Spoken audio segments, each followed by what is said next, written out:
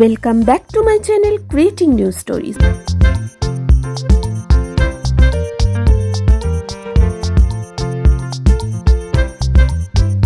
Exploring Kumayon সিরিজের এটা কিন্তু 5th অর্থাৎ পঞ্চম পর্ব।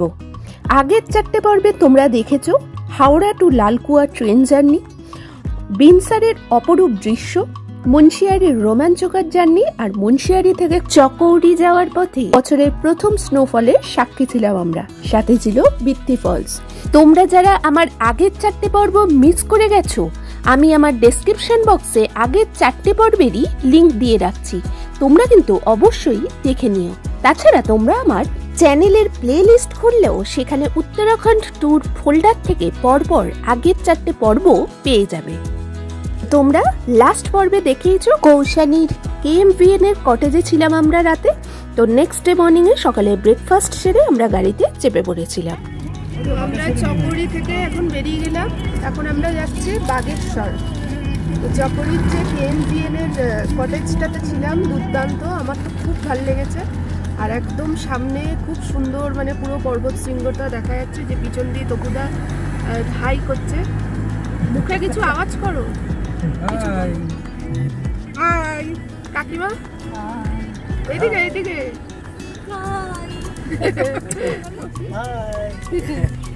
তো চলো বাগেশ্বরে যাই, ওখানে গিয়ে আবার ভিডিও করবো।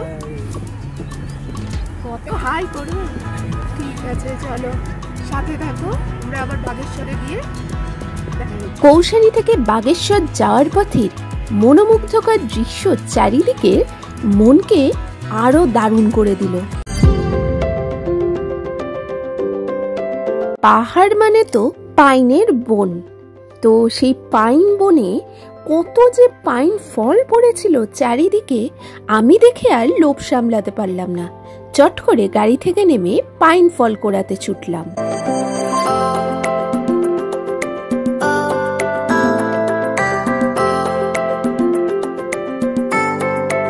ব্যাস পাইন ফল কুড়িয়ে মনের আনন্দে গাড়িতে চেপে পড়লাম আবার।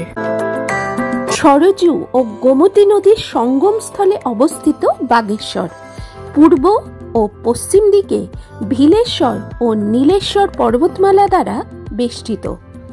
এই শহরটি অত্যন্ত ধর্মীয়, ঐতিহাসিক এবং রাজনৈতিক তাৎপর্যপূর্ণ। এই হচ্ছে বাগেশ্বর।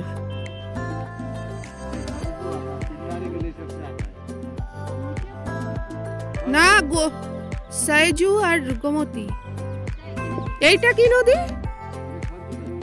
সরজু নদী। বাগেশ্বরে ঢুকে গেছি, এই যে বাগেশ্বর, পিছনেরটা পুরোটা হচ্ছে বাগেশ্বর।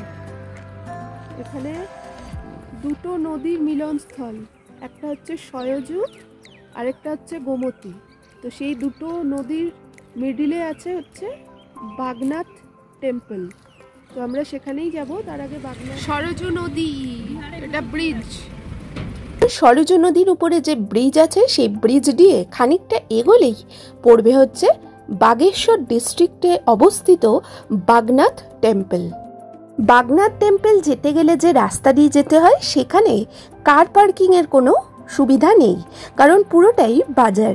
তাই আমরা বাইরেই গাড়ি পার্কিং করে একটা সরু রাস্তা দিয়ে বাজারের মধ্য দিয়ে হেঁটে 500 মিটার মতো গিয়েই পেয়েছিলাম বাগনাথ টেম্পল। এবং বাগনাথ টেম্পল ঢোকার মুখে কিন্তু অনেকগুলোই ফুল, মালা, মিষ্টির দোকান আছে, অর্থাৎ কেউ যদি চাও এখানে পুজো দিতে, অবশ্যই এখান থেকে কিনে নিয়ে ফুল মালা তোমরা অনায়াসে পুজো দিতে পারো। বাগনাথ টেম্পলে এই যে এইটাই হলো বাগনাথ টেম্পল। এই বাগনাথ টেম্পলের নাম অনুসারেই এই ডিস্ট্রিক্টের নাম কিন্তু বাগেশ্বর করা হয়েছে। বিভিন্ন পুরাণে বাগেশ্বরের উল্লেখ রয়েছে।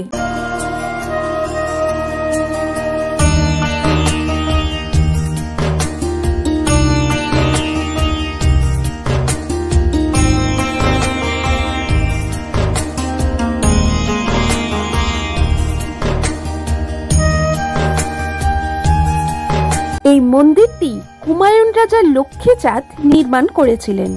ভগবান শিবের প্রতি উৎসর্গীয় এই মন্দিরে সারা বছরই প্রচুর ভক্ত আসে। এখানটায় জুতো খুলে নেওয়া হয়, জুতো খুলে এই মন্দিরে এখানে হাত ধোয়ারও ব্যবস্থা আছে। এই যে এখানে অনেক ঘন্টা,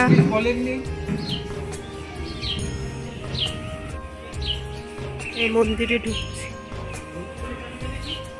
মকর সংক্রান্তিতে সরজু ও গোমতী নদীর সঙ্গমস্থলে অবস্থিত এই মন্দিরে বার্ষিক উত্তরায়ণী মেলা অনুষ্ঠিত হয়, যা একটি জাঁকজমকপূর্ণ অনুষ্ঠান এবং দূর দূরান্ত থেকে দর্শনার্থীরা এখানে আসেন ও বার্ষিক শিবরাত্রি উৎসবের সময় এখানে প্রচুর লোকের সমাগম হয়।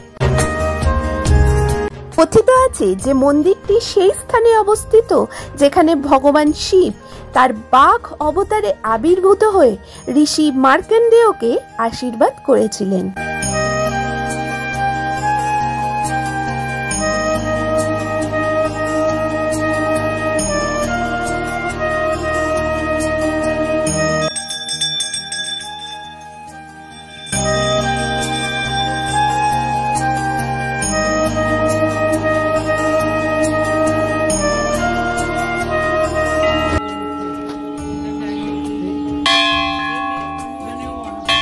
মন্দিরটির আশেপাশে অনেক ছোট ছোট মন্দির রয়েছে যা অনেক পুরনো।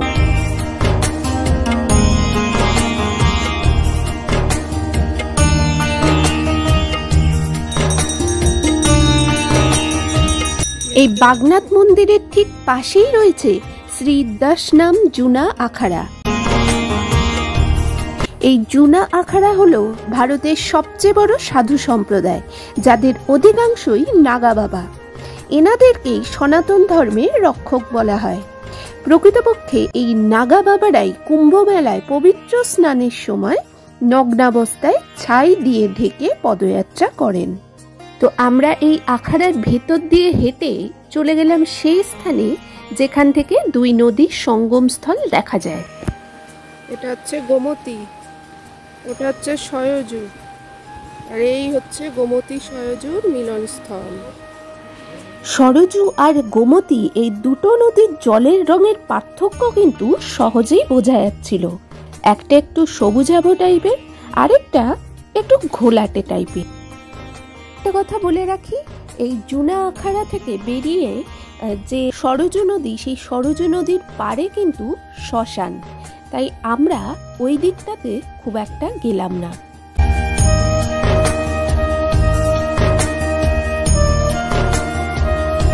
বাগনাথ মন্দির থেকে বেরিয়ে বাইরেই সরজু নদীর তীরে ভগবান শিবের বিশাল মূর্তি দেখা যায়।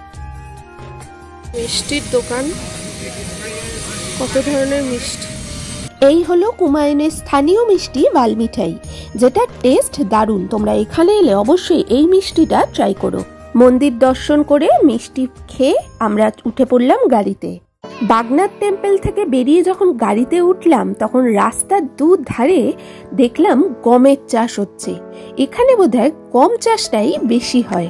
বলে রাখি, একসময় এই বাগেশ্বর ছিল তিব্বত ও কুমায়ুনের মধ্যে একটা প্রধান বাণিজ্য কেন্দ্র এবং ভটিয়া ব্যবসায়ীরা এখানে প্রায়শই যাতায়াত করতেন। তবে 1962 সালের ভারত চীন যুদ্ধের পরেই এই বাণিজ্যের পথগুলো বন্ধ হয়ে গেছিল। এবার আমরা যাচ্ছি বৈজনাথ টেম্পলে, যেটা বাগেশ্বর থেকে 22 কিলোমিটার দূরে অবস্থিত। এই যে আমরা চলে এসেছি বৈজনাথ টেম্পলের সামনে, আর এটা হচ্ছে বৈজনাথ ব্যারেজ। সামনেটায় একটা হ্রদ, এটা দেখতে পাচ্ছ। এখানে প্রচুর মাছের চাষ হয়, তবে এখানে মাছ ধরা কিন্তু কঠোরভাবে নিষিদ্ধ।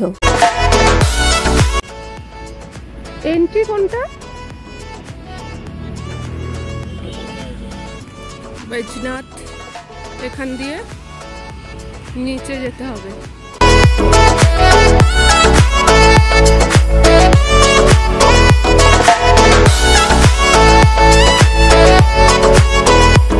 এই হ্রদটার পাশ দিয়ে রাস্তা করে দেওয়া আছে। এই রাস্তা ধরে সোজা এগিয়ে গেলেই পড়বে বৈজনাথ টেম্পল।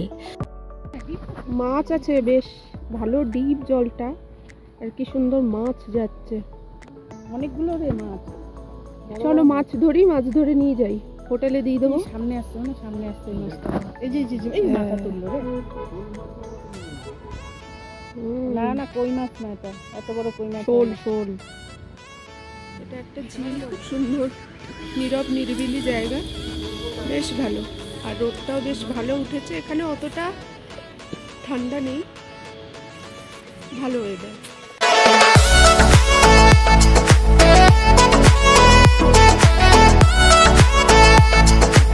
এটা একটা স্টেডিয়াম টাইপের করেছে সামনেটায়, মন্দিরের ঢোকার ঠিক আগে। এরকম পাশটাতে পুরো একটা ঝিল, আর তার মাঝখান দিয়ে রাস্তা দিয়ে আমরা মন্দিরে যাব। দেখতেই পাচ্ছ আমরা বৈজনাথ টেম্পলের সামনে চলে এসেছি। তো এই মন্দির প্রাঙ্গণে থাকা যে ছোট ছোট মন্দিরগুলো, সেগুলো কুমায়ুন কাত্তুরি রাজা দ্বারা নির্মিত হয়েছিল। বৈজনাথ ছিল কাত্তুরি রাজাদের রাজধানী। এই যে এই মন্দিরটা একটা সময় ভূমিকম্প হয়েছিল, তো তাতে হেলে গেছে, এই যে হেলা অবস্থাতেই রয়েছে। এই যে মানে এই দিকটা বেশি, এই দিকটা কম, বসে গেছে।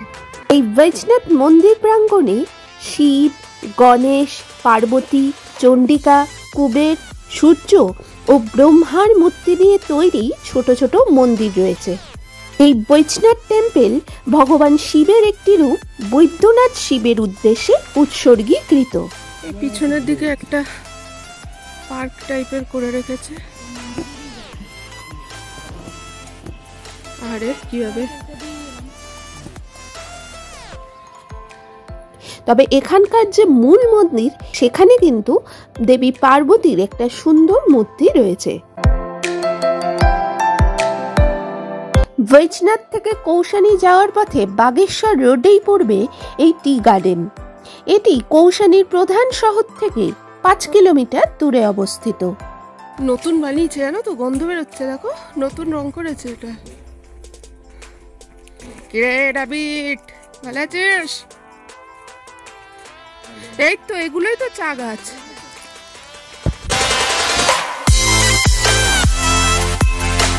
কৌশানী চা বাগান প্রায় 21টি বিভাগে 208 হেক্টর এলাকা জুড়ে বিস্তৃত।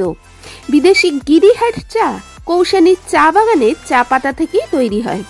এই টি গার্ডেনে সুগন্ধি চা অস্ট্রেলিয়া, জার্মানি, কোরিয়া, মার্কিন যুক্তরাষ্ট্র প্রভৃতি দেশে রপ্তানি করা হয়। কৌশানী টি গার্ডেন ঘুরে আমরা গাড়িতে চেপে আবার পৌঁছে গেছিলাম গান্ধী আশ্রমে। এই গান্ধী আশ্রমে বিনামূল্যে প্রবেশ করতে পারবে তোমরা।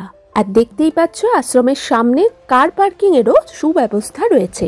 1929 সালে মহাত্মা গান্ধী 2 সপ্তাহের জন্য কৌশানীর এই স্থানে ছিলেন, তাই জন্য এই শান্তিপূর্ণ স্থানের নাম অনাসক্তি আশ্রম বা গান্ধী আশ্রম। এই স্থানটির অপরূপ সৌন্দর্যের প্রেমে পড়ে গান্ধীজি স্বয়ং এই স্থানটিকে ভারতের সুইজারল্যান্ড হিসেবে বর্ণনা করেছিলেন। গান্ধী আশ্রম থেকে ভিউ, চারিদিকে শান্তিপূর্ণ পরিবেশ ও মনোরম প্রাকৃতিক সৌন্দর্যে পরিপূর্ণ এই আশ্রম। আর গান্ধীজির 3টি বানরের কথা তো তোমরা জানোই। এই 3টি বানরের নাম ছিল বাপু, কেতান এবং বন্দর। এই 3টি বানরের অর্থ দেখো না অশুভ, শুনো না অশুভ এবং বলো না অশুভ। 3টি বানরের পাশে বাবার কাকু কেমন বসে পোজ দিয়েছে দেখো। এই আশ্রমের ভিতরে একটা মিউজিয়াম আছে, যেখানে গান্ধীজির নানা সময় নানা কার্যের ফটোগ্রাফ ও অন্যান্য স্মৃতিচিহ্ন রয়েছে।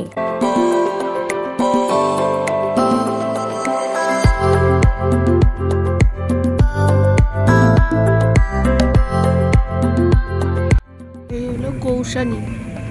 তো আমরা গান্ধী আশ্রম থেকে বেরিয়ে কৌশানীর অপূর্ব প্রাকৃতিক দৃশ্য উপভোগ করতে করতে এগিয়ে চললাম আমাদের কৌশানীর KMVN এর হোটেলের দিকে। তবে তখন আকাশ মেঘলা থাকায় বরফে ঢাকা পর্বত শৃঙ্গগুলো মেঘে ঢাকা ছিল, দেখতে পারিনি। তো ফাইনালি কৌশানীর KMVN এ ঢুকছি আমরা।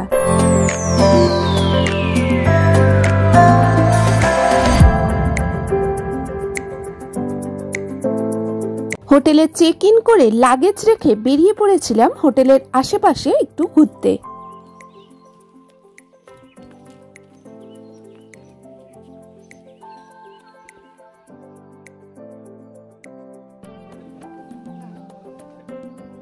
রডোডেনড্রন ফুল। ওই যে সেই যে বরফের পর্বত শৃঙ্গগুলো। কৌশানী থেকে ত্রিশূল, নন্দাদেবী ও পঞ্চচূল্যের মতো শৃঙ্গগুলো অত্যন্ত স্পষ্টভাবে দেখা যায়, কিন্তু মেঘ থাকায় এই দিন আমরা দেখতে পাচ্ছিলাম না। এই আমরা সব কাকু কাকিমা ঝগড়া করছে মোমো আর পকোড়া নিয়ে। টপিক হচ্ছে মোমো আর পকোড়া। তপুদা হেসে যাচ্ছে, জানি না কেন। বুড়িদি, আপনার কিছু বক্তব্য? আচ্ছা, এই টুপি বলছি কি জানো, এটা ছাতা।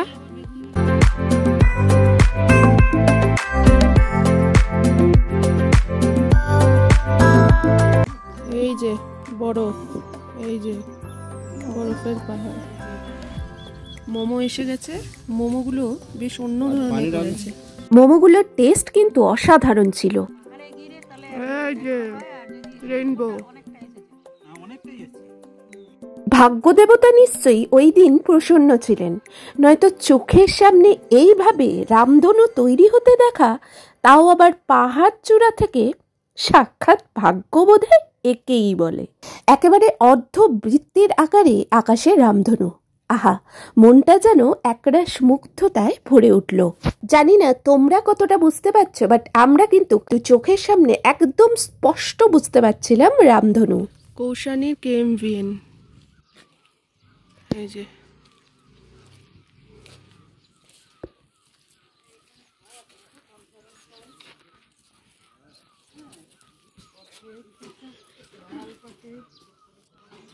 এইদিকেও কটেজ। আমরা এবারে কটেজ নিয়ে নিই, আমরা ডিলাক্স রুম নিয়েছি। এটা ছিল কৌশানীর কেএমভিএন এর রেস্টুরেন্ট।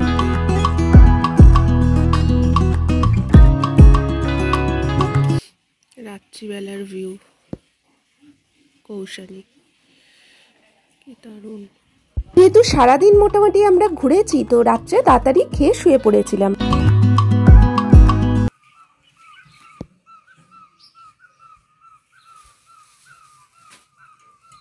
সকালবেলা ঘুমচোখ খুলেই আগে গেলাম আমাদের ব্যালকনিতে।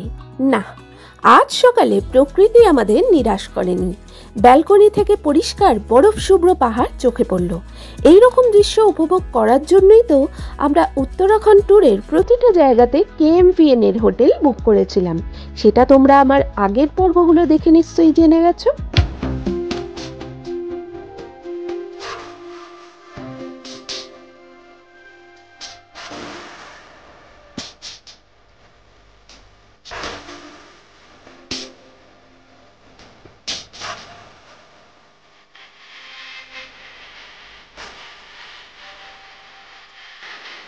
এটা কেদারবদ্রী।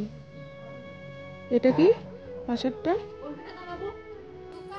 হাতি পাহাড়। এটা হাতি পাহাড়। এটা নন্দাদেবী না? এদিকেরটা নন্দাদেবী, এদিকেরটা নন্দাদেবী। এটা ত্রিশূল। আর এটা কি? নীলকণ্ঠ পাহাড়। সব একদম সামনে থেকে দেখা যাচ্ছে।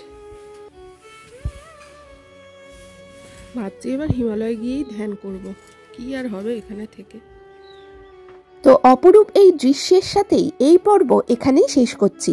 এরপর কৌশানী থেকে আমরা রানীক্ষেত হয়ে গেছিলাম নৈনিতাল। সেই সব কিছুর ভিডিও আসবে আমার নেক্সট ব্লগে, তার জন্য চোখ রাখতে হবে আমার চ্যানেলে।